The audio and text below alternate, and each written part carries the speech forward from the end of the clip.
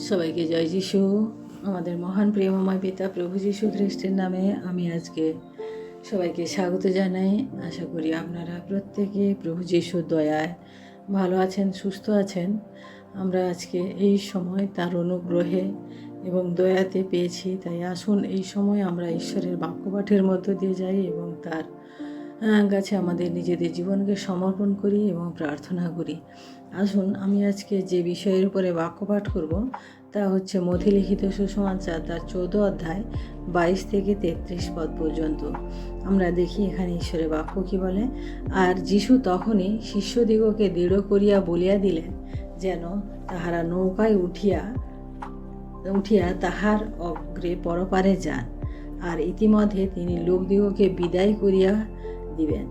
পরে তিনি লোকদিগকে বিদায় করিয়া বিরলে প্রার্থনা করিবার নিমিত্ত পর্বতে উঠিলেন।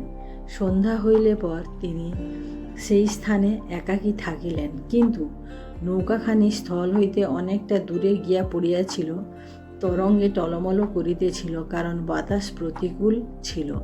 পরে চতুর্থ প্রহর রাত্রিতে তিনি সমুদ্রের উপর দিয়া হাঁটিয়া তাহাদের নিকটে আসিলেন।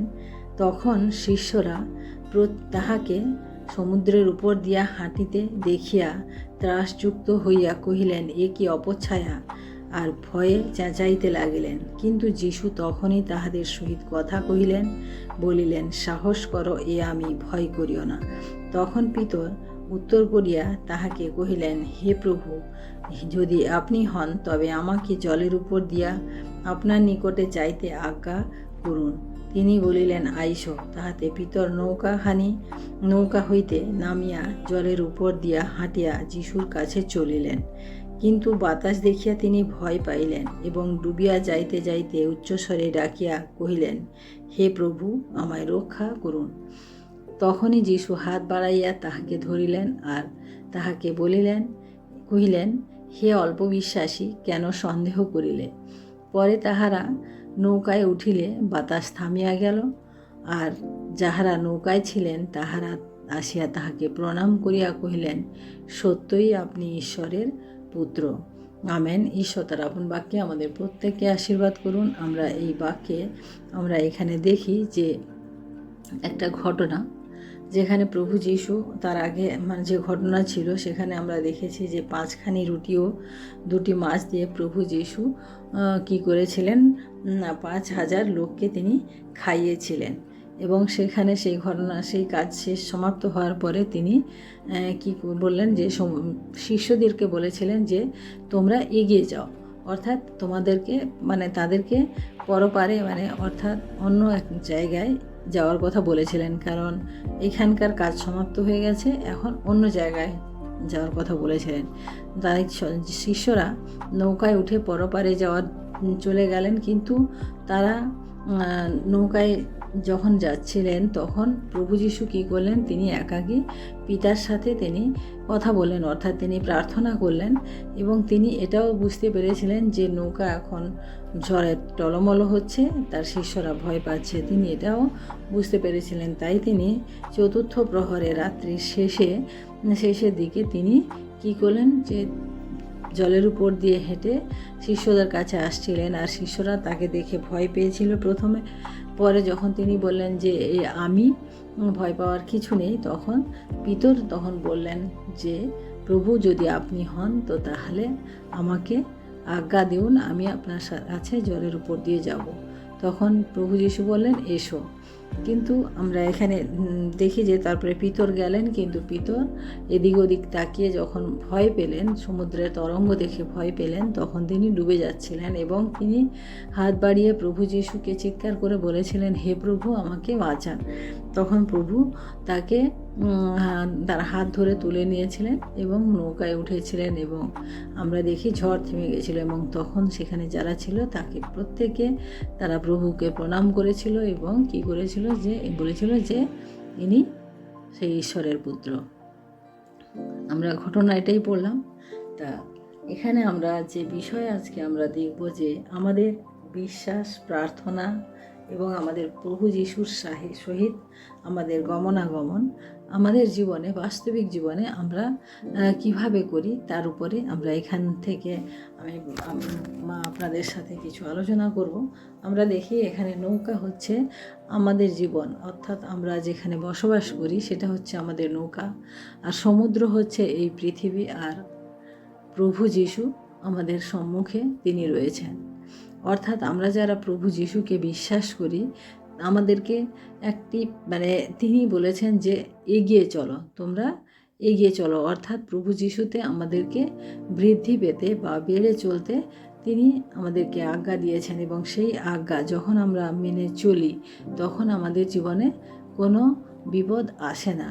কিন্তু এখানে আমরা দেখি তার শিষ্যরা বেরিয়ে তো গিয়েছিলেন যে এগিয়ে যাওয়ার জন্য, কিন্তু তাদের মধ্যে হয়তো এটাই সন্দেহ ছিল যে প্রভু যিশু আমাদের সাথে নেই। অর্থাৎ তারা প্রভু যিশুর অভাবটা তারা হয়তো অনুভব করেছিল, এবং আমরা দেখি যে তারা ঝড়ের সম্মুখে বা সমুদ্রের তরঙ্গের সম্মুখে তারা পড়েছিলেন। আমরা দেখি যে প্রভু যিশু আমাদের থেকে যত দূরে থাকুন না কেন, তিনি কিন্তু আমাদেরকে কী করেন যে সর্বদাই তিনি আমাদের প্রতি দৃষ্টি রাখেন। যারা তাকে বিশ্বাস করে, যারা তার উপরে ভরসা করে চলে, তিনি কিন্তু তাদের প্রতি দৃষ্টি রাখেন। এবং আমরা দেখি যে প্রভু যিশু এবং আমাদের মধ্যে যে এই জগৎ তো রয়েছে না, প্রভু যিশু এবং আমাদের মধ্যে যে এই জগৎ রয়েছে আমাদের চারিপাশে কি রয়েছে? বিপদ, আমাদের চারিপাশে বিপদ। যেরকম নৌকা, তার চারিপাশে কি ছিল? প্রচণ্ড সমুদ্র তরঙ্গ, জল প্রচণ্ড, যেদিকে তারা যদি নৌকা থেকে তারা যদি বেরিয়ে এদিক ওদিক যায় তাহলে কি হবে? তারা বিপদের মধ্যে পড়বে। তাই প্রিয়, আমাদের জীবনেও এরকম এই জগৎ আমাদের কিন্তু কখনোই আমাদেরকে সুরক্ষা দেয় না। এই জগতে আমরা প্রতি মুহূর্তে নানান রকম বিপদের সম্মুখীন আমরা হতে পারি। যদি আমাদের দৃষ্টি প্রভু যিশুর উপর থেকে আমরা যদি সরিয়ে নিই, বা প্রভু যিশুতে যদি আমাদের দৃষ্টি স্থির না থাকে, যেভাবে আমরা পিতরকে দেখি, যে পিতর প্রভু যিশুকে দেখে অনেক উৎসাহে অনেক আগে বেড়ে গেছিল না, তার 12 জন শিষ্য থেকেও তিনি অনেকটা অ্যাডভান্স, অর্থাৎ তিনি অনেকটা আগে ছিলেন প্রভু যিশুর কাছে। তাই আমরা দেখি যে তিনি নৌকার থেকে নেমে তিনি কী করলেন? যে প্রভু যিশুর দিকে তিনি এগোতে থাকলেন। তার দৃষ্টি, আমরা যদি দেখি যে তার দৃষ্টি ছিল প্রভু যিশুর দিকে, এবং সে প্রভু যিশুর কাছে যাচ্ছিলেন, কিন্তু মাঝে তিনি কী করলেন? তার দৃষ্টিকে এদিক ওদিক করেছেন। অর্থাৎ তিনি যখন অন্যদিকে তাকিয়েছেন তখন তিনি কি দেখেছেন? সমুদ্রের তরঙ্গ, কারণ সমুদ্রে তখন তরঙ্গ বইছিল, তরঙ্গ হচ্ছিল। তাই আমরা দেখি যে তিনি ডুবে গেলেন।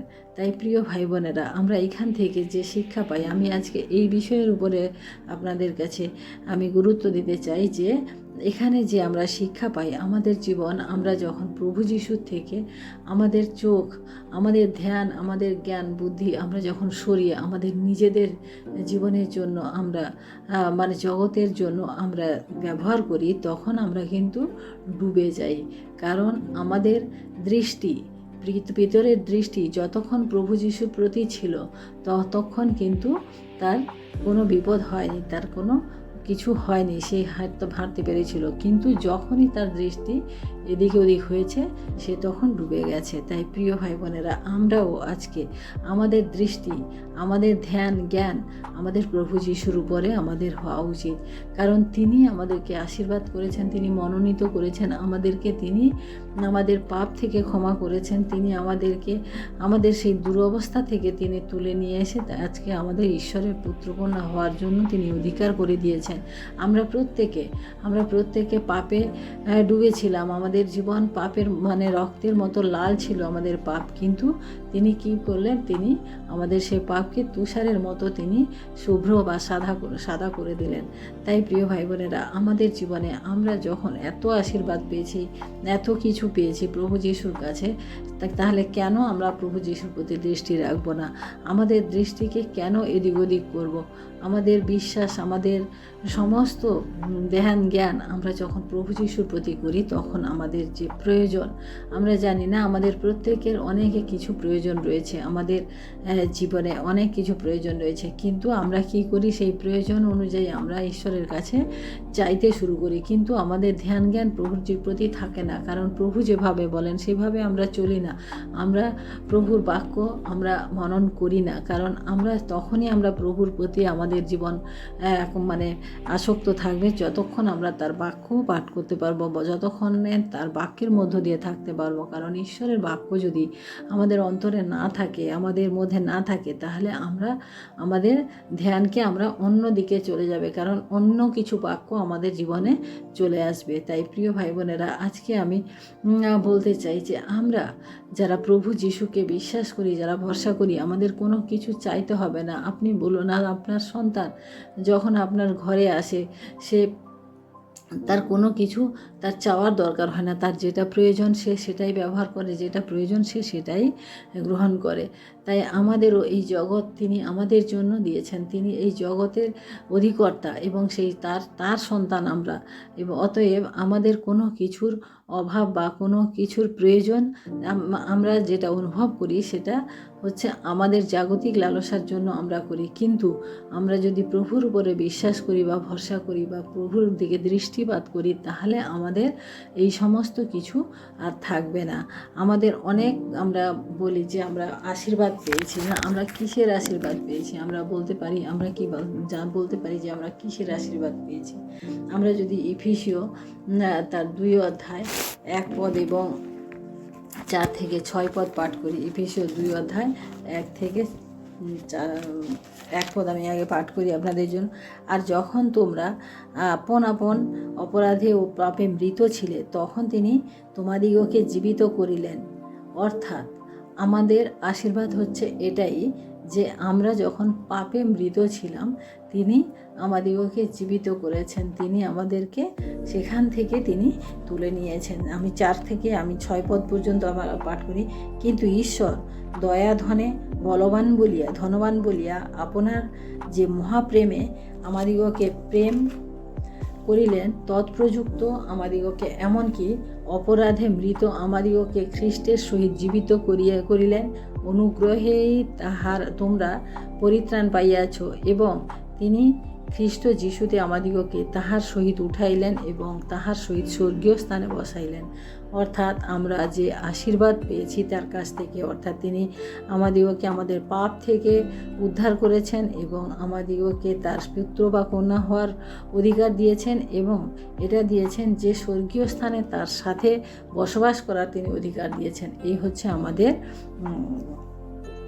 আমাদের আশীর্বাদ। প্রভু যিশু আমাদেরকে এইভাবে আশীর্বাদ করেছেন। আমি আর একটি বাক্য পড়ি। আমরা প্রেরিতের পুস্তক তার 17 অধ্যায় আমি 28 পদ আমি পাঠ করি। কেননা তাহাতেই আমাদের জীবিত গতি ও সত্তা, অর্থাৎ প্রভু যিশুতেই আমরা জীবিত রয়েছি। প্রভু যিশুতে আমরা আমাদের চলার পথ, গতিপথ এবং আমাদের সত্তা, আমাদের যে অস্তিত্ব, আমরা তার উপরেই আমরা যেন নির্ভর করে থাকি। অর্থাৎ আজকে আমি এটাই বলতে চাই যে আমাদের দৃষ্টি যখন প্রভুর উপরে থাকে, তাহলে আমাদের আর কোনো সমস্যা বা প্রবলেম যাই কিছু হোক না কেন, তা কিন্তু আর থাকবে না। আমাদের দৃষ্টি, আমাদের বিশ্বাস, আমাদের ভরসা, আমাদের সমস্ত কিছু আমাদের প্রভু যিশুর উপরে করা উচিত। পিতর যেভাবে অন্যদিকে ধ্যান দিয়েছিল, তার জন্য সে ডুবে গেছিল। আজকে প্রিয় ভাই বোনেরা, আমরাও যদি অন্যদিকে আমাদের ধ্যানকে, আমাদের দৃষ্টিকে আমরা যদি সরাই, তাহলে আমরাও সেভাবে আমরা মারা পড়ব বা ডুবে যাব। তাই আমরা প্রতিনিয়ত আমাদের বাক্যপাঠের মধ্য দিয়ে ঈশ্বরের সহিত যে সংযোগ, সেটা আমরা যেন রাখি, এবং আমাদের মনের যত কথা বা যা কিছু আমরা প্রার্থনার মাধ্যমে আমরা ঈশ্বরের কাছে আমরা যেন শেয়ার করি। কারণ এইভাবে আমরা যখন বৃদ্ধি পাবো, তখন আমাদের জীবন থেকে সমস্ত খারাপ জিনিস, সমস্ত পারিপার্শ্বিক সমস্ত খারাপ বিষয়গুলি তা এক এক করে দূর হয়ে যাবে। তাই আসুন আমরা আমাদের সমস্ত ধ্যান, সমস্ত জ্ঞান আমরা প্রভু যিশুর উপরে রাখি এবং প্রভু যিশুকে দৃষ্টি করে আমাদের জীবনে আমরা এগিয়ে চলি। আসুন আমরা প্রার্থনা করি এবং শেষ করি। ধন্যবাদ, ধন্যবাদ, ধন্যবাদ মহান প্রেমময় পিতা, তোমার মহানামের ধন্যবাদ প্রশংসা করি প্রভু গো। আজকের এই সুন্দর বাক্য তুমি আমাদের জীবনে দিলে প্রভু গো, এবং তোমার সেই বাক্যের দ্বারা প্রভু গো আমরা ভিতরের জীবন থেকে যে শিক্ষা লাভ করলাম প্রভু গো, সেই শিক্ষার মধ্য দিয়ে প্রভু আমরা যেন আমাদের জীবনে প্রভু গো তা ব্যবহার করতে পারি প্রভু তোমার দিকে যতক্ষণ ভিতরের দৃষ্টি ছিল প্রভু সে ডুবে যায়নি, কিন্তু তার দৃষ্টি যখন সমুদ্রের দিকে, এই জগতের দিকে হয়েছিল প্রভু সে ডুবে যাচ্ছিল, কারণ জগৎ কখনো আমাদেরকে তুলে ধরেনি প্রভু। জগৎ আমাদেরকে প্রতিনিয়ত নানান রকম ধোঁকা দিয়েছে, নানান রকম সমস্যায় ফেলেছে, নানান রকম ভাবে আমাদিগকে প্রতারণা করেছে প্রভু। তাই তোমায় ধন্যবাদ করি প্রভু, একমাত্র তুমি সেই জীবিত ঈশ্বর প্রভু, যে আমাদেরকে প্রভু আমাদের পাপ থেকে উদ্ধার করেছিলে এবং তোমার সন্তান হওয়ার অধিকার দিয়েছো, এবং সেই স্বর্গরাজ্যে প্রভু আমাদেরকে তোমার সাথে বসবাস করার তুমি অধিকার করে দিয়েছো প্রভু। তাই তোমায় ধন্যবাদ করি প্রভু গো। আমরা যেন প্রভু প্রতিনিয়ত প্রভু গো তোমার বাক্যপাঠের মধ্য দিয়ে, প্রতিনিয়ত প্রভু গো তোমার নাম কীর্তন গুণগান করার মধ্য দিয়ে প্রভু আমাদের জীবনকে আমরা এগিয়ে নিয়ে চলতে পারি প্রভু। তুমি বলেছো এগিয়ে চলতে প্রভু, কোথায় এগিয়ে আমরা যাব প্রভু? এই জগতের মাঝে না প্রভু, তুমি বলেছো প্রভু এগিয়ে যেতে সেই তোমার সেই স্বর্গরাজ্যের দিকে, যেখানে প্রভু তুমি রয়েছো প্রভু, যেখানে প্রভু তুমি আমাদের জন্য অপেক্ষা করে রয়েছো প্রভু, হাত বাড়িয়ে রয়েছো প্রভু। আমরা কখন তোমাকে ডাকবো, কখন তুমি হাত বাড়িয়ে তখন তুমি হাত বাড়িয়ে আমাদেরকে ধরে নেবে প্রভু। তাই তোমায় ধন্যবাদ করি প্রভু গো। তুমি অনেক দয়ালু এবং করুণাময় ঈশ্বর প্রভু। আমরা বিশ্বাস করি প্রভু গো, আজ থেকে প্রভু আমরা প্রতিনিয়ত প্রভু গো তোমার অনুগ্রহ দয়াতে প্রভু গো, তোমার বাক্যপাঠের মধ্য দিয়ে, তোমার আরাধনা প্রশংসার মধ্য দিয়ে প্রভু আমরা আমাদের নিজেদের জীবনকে এগিয়ে নিয়ে যাব প্রভু। ধন্যবাদ, মহিমা, গৌরব, প্রশংসা প্রভু তোমাকে দিয়ে আজকে দিনের ভার তোমার হস্তে রেখে এই বিনতি প্রার্থনা চাই আমাদের মুক্তিদাতা ত্রাণকর্তা প্রভু যীশু খ্রিস্ট তোমারই নামে, আমেন। সবাইকে জয় যিশু। সবাই ভালো থাকুন, সুস্থ থাকুন। আজকের দিনটি সবার শুভ হোক। জয় যিশু।